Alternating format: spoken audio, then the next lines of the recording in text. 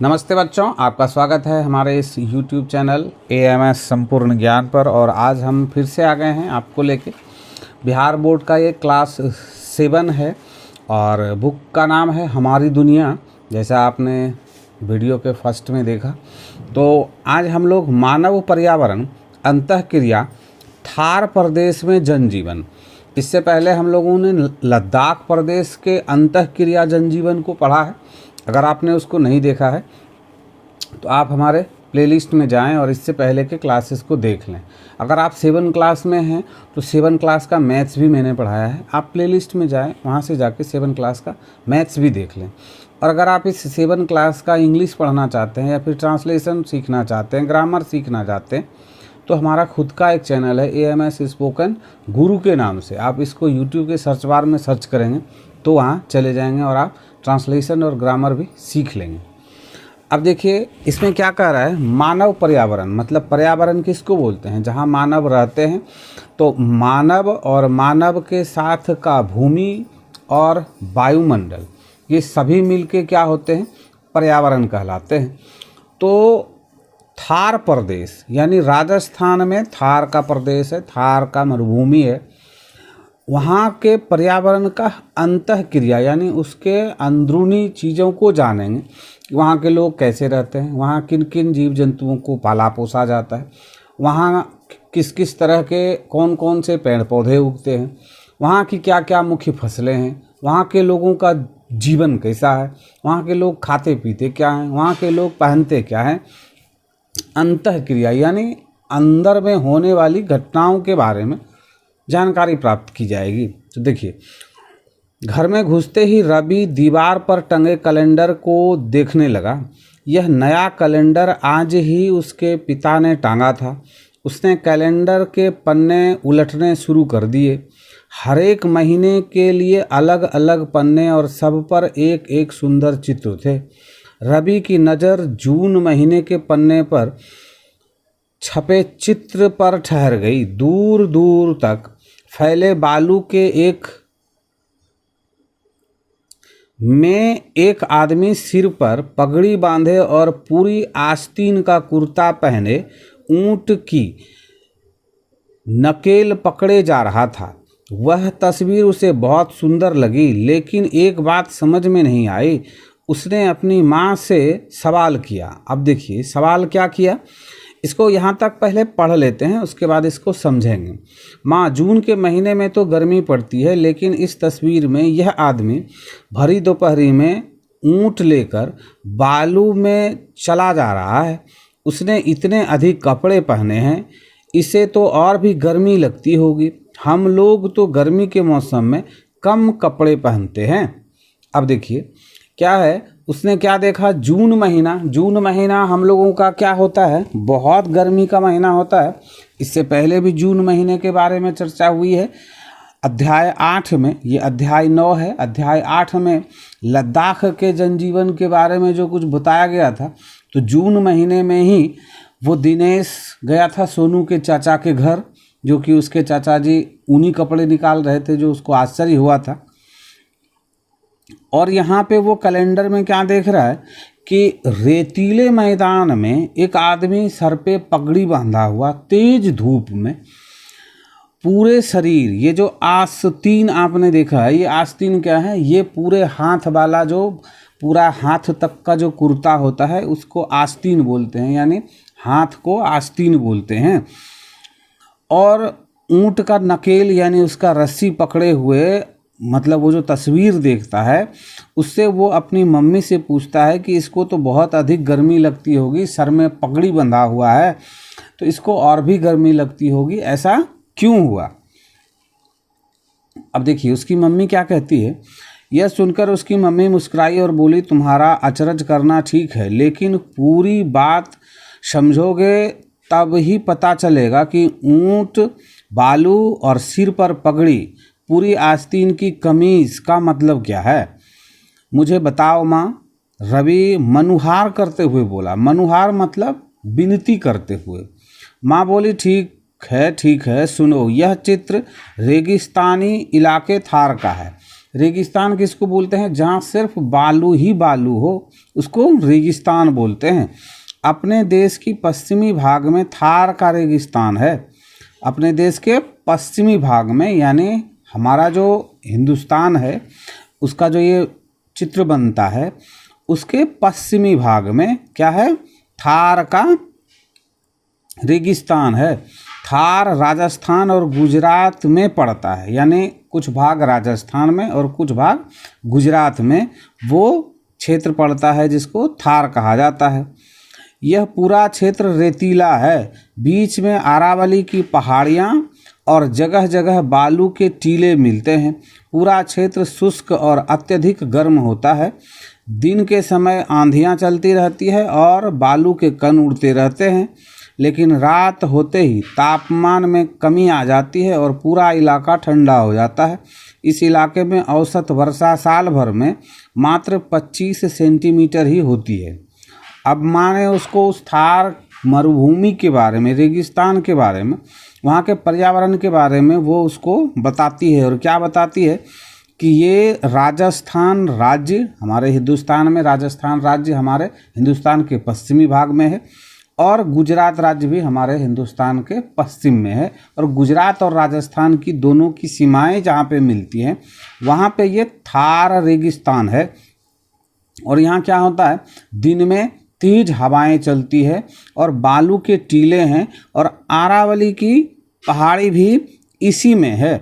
तो पहाड़ी से जब हवा टकरा के वापस आती है तो उन हवाओं के साथ बालू और कण भी उड़ते हैं।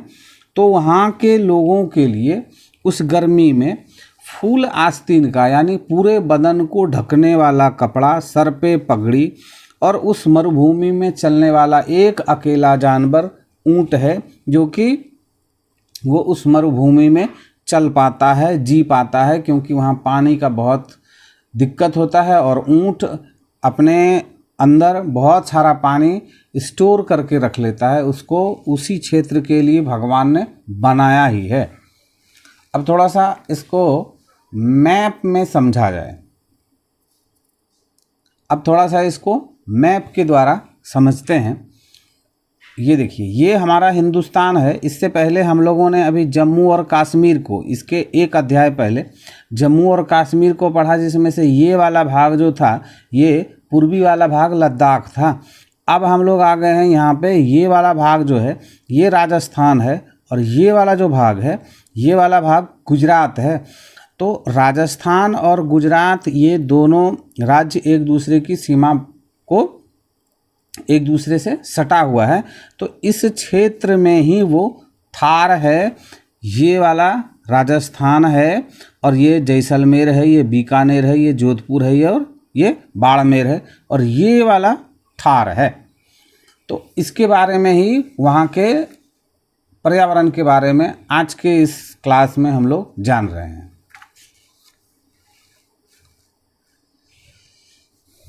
माँ, तब तो पेड़ पौधे भी नहीं होते होंगे? रवि ने पूछा।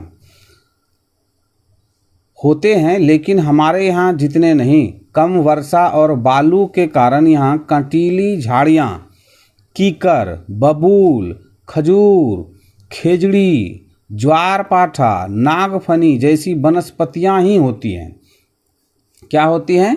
वहाँ जो वनस्पति होती हैं वो कम पत्तियों वाले और कम पानी को यूज करने वाले जो पेड़ पौधे होते हैं वही वहाँ पे उगते हैं, क्योंकि ये कम जल में ही उग सकती हैं। इन वनस्पतियों की पत्तियाँ चिकनी, छोटी और मोटी होती हैं और तने कांटेदार होते हैं।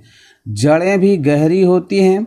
ऐसा क्यों है माँ? रवि ने पूछा। क्योंकि जड़ें गहराई में से नमी लेती है और पत्तियों के मोटे होने के कारण उनमें नमी देर तक टिकी रहती है। पेड़ पौधों की ये सारी प्रक्रियाएं वातावरण के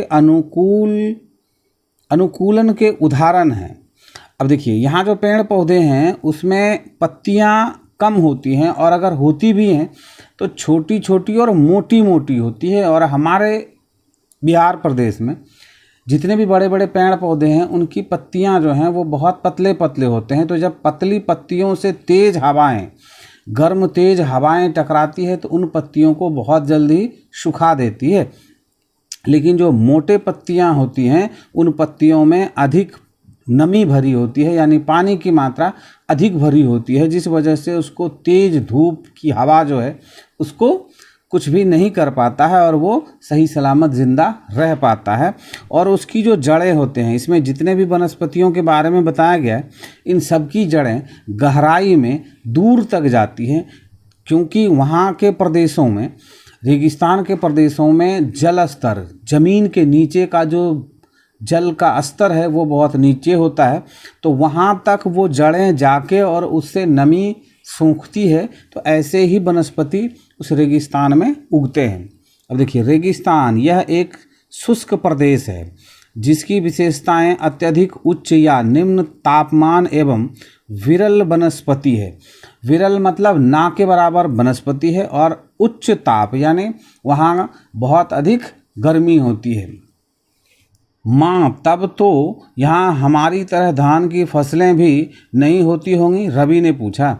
जिस तरह हमारे बिहार में धान की खेती होती है, तो धान की खेती को करने के लिए हमको खेतों में पानी चाहिए, और उस रेगिस्तान में तो पीने के लिए भी पानी दूर से ढो के लाना होता है, वहाँ पीने का पानी भी नहीं मिलता है। यहाँ धरती में बालू युक्त मिट्टी पाई जाती है, जिसे स्थानीय भाषा में रेतीली मिट्टी कहा जाता है। बालू के टिब्बे यहाँ खूब मिलते हैं। यहाँ के लोग बाजरा, जौ, जई जैसे मोटे अनाज की खेती करते हैं। जहाँ सिंचाई की सुविधा है वहाँ गेहूँ, दलहन, मक्का एवं सब्जियों की खेती करते हैं। बाजरे की रोटी इनका मुख्य भोजन है। अब देखिए, यहाँ का मुख्य जो खेती होता है वो क्या होता है? बाजरा है, जौ है, जई है, मोटे अनाज यहाँ उपजाए जाते हैं। और कहीं कहीं यानी राजस्थान में कहीं कहीं जहाँ से नदियों से, नहरों को निकाला गया है, वहाँ गेहूँ और दलहन, मक्का एवं सब्जियों की खेती भी होती है। बाजरे की रोटी यहाँ का क्या है? मुख्य भोजन है। और ऊँट इनके यातायात का मुख्य परिवहन है। मतलब एक जगह से दूसरी जगह जाने के लिए उस थार प्रदेश में क्या होता है? ऊँट का ही इस्तेमाल होता है, मुख्य साधन है। यहाँ के लोग भेड़ पालते हैं। कटीली झाड़ियों से ऊँटों, भेड़ों, बकरियों को भोजन मिल जाता है और बदले में ये दूध, मांस, चमड़ा देते हैं। क्या होता है? यहाँ के लोगों का मुख्य रूप से खेती क्या है? ऊँट का पालना, भेड़ को पालना और बकरियों को पालना।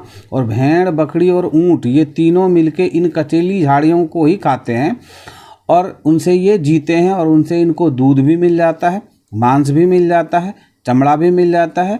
तो यहाँ के लोग ऊँटनी के दूध का उपयोग करते हैं। जिस तरह हम लोग यहाँ गाय और भैंस के दूधों का उपयोग करते हैं बिहार प्रदेश में, उसी तरह थार प्रदेश, राजस्थान में ऊँट के दूधों का प्रयोग किया जाता है। ऊँट के दूधों से पनीर और पेड़े बनाए जाते हैं। जिस तरह कि लद्दाख में याक के दूधों से पेड़े बनाए जाते हैं, उसी तरह से राजस्थान में ऊँट के दूधों से पेड़े बनाए जाते हैं। ऊँट का दूध, रवि ने आश्चर्य से पूछा। माँ बोली, आदमी का रहन सहन, खान पान, रोजगार सब कुछ वहाँ की भौगोलिक स्थिति पर निर्भर करता है और लोग भी उसी हिसाब से रहते हैं। लोग बालू की आंधियों और तेज धूप की गर्मी से बचने के लिए सिर पर पगड़ी बांधते हैं। पूरे बदन को कपड़े से ढकने से दिन के समय शरीर लू और उच्च तापमान से बचा रहता है, जबकि रात में अत्यधिक सर्दी से बचाता है। हम लोग जब गर्मियों के समय में हम लोग यहाँ क्या करते हैं? खाली बदन रहते हैं, लेकिन वो गलत चीज़ है। हम लोगों को गर्मियों के समय में भी पूरे शरीर को ढक के रखना चाहिए, ताकि धूप, सूर्य की तेज़ धूप हमारे शरीर को ना लगे, जिससे हमको लू लगने से, धूप लगने से हम बच सकें। और थार प्रदेश में जो लोग पूरे बदन को ढक के रहते हैं, उसके पीछे मुख्य रीज़न यही है। और जब तेज़ हवाएं चलती है तो उससे बचने के लिए उस रेगिस्तान में ऊँट के अपोजिट जाके बैठ के और वो अपने आप को उन रेत से अपने आप को सुरक्षित करते हैं। माँ, क्या इन क्षेत्रों में भी पीने का पानी हमारे यहाँ जैसे ही कुओं या चापाकल से मिलता है? रवि ने पूछा। नहीं बेटे, इन इलाकों में पीने का पानी बहुत मुश्किल से मिलता है। रेतीले मैदानों में दूर दूर पर कहीं कहीं पानी के बावड़ी या कुएं मिलते हैं जो बहुत गहरे होते हैं। यहाँ पर कुछ हरियाली भी मिलती है। ऐसी जगह को नखलिस्तान या मरुद्यान कहते हैं। वहीं से पीने का पानी कोसों चलकर मस्कों या घड़ों में पैदल या ऊँटों पर ढोकर लाया जाता है। अब देखिए वहाँ के पर्यावरण के बारे में अब क्या जानकारी प्राप्त हो रहा है आपको, कि जिस तरह हमारे बिहार प्रदेश में, लगभग बिहार के प्रदेश में हर एक जगह पानी आप सुगमता से ज़मीन के नीचे से कुआं खोद के या बोरिंग करके आप प्राप्त कर लेते हैं, लेकिन उस थार प्रदेश में ऐसी बात नहीं है। वहाँ क्या होता है, वहाँ जो है सो आपको बावड़ी या कुएं मिलते हैं। बावड़ी कहने का सेंस है कि मतलब कुछ उस तरह के गड्ढे वाले जगह मिलते हैं, या फिर कुएं जहाँ से आप पानी निकालते हैं, और उसको क्या बोलता है, नखलिस्तान या मरुद्यान भी बोलते हैं। और उस पानी को आप पैदल या फिर ऊँटों पे लाद के बहुत दूर से ला के अपने घरों में सुरक्षित रखते हैं, और आप उसी पानी का इस्तेमाल करते हैं खाना बनाने में और अपने शरीर को साफ करने में। मालूम है जैसलमेर ज़िले में तो पिछले कई सालों से वर्षा ना के बराबर हुई है, इसलिए यहाँ के लोग पानी का उपयोग बहुत ही सावधानी से करते हैं। यहाँ रेल के टैंकर से पानी पहुँचाया जाता है। क्या है, जैसलमेर जो राजस्थान का एक ज़िला है, वहाँ पिछले कई सालों से वर्षा ही नहीं हुई है, इसलिए यहाँ के लोग पानी का उपयोग बहुत ही सावधानी से करते हैं। यहाँ रेल के डब्बों में जिस तरह सामान को ढो के लाया जाता है, या पेट्रोल डीजल किरोसिन को भर के लाया जाता है, उसी तरह जैसलमेर ज़िले में रेल के टैंकरों से पानी पहुंचाई जाती है, और लोग अपने ज़रूरत के पानी को डब्बों में भर के और अपने घरों तक ला के घर में सुरक्षित रखते हैं। इस तरह से वहाँ के लोग पानी का उपयोग करते हैं। इनके जानवर ऊँट को भी तो कम ही पानी की ज़रूरत होती है, रवि बोला।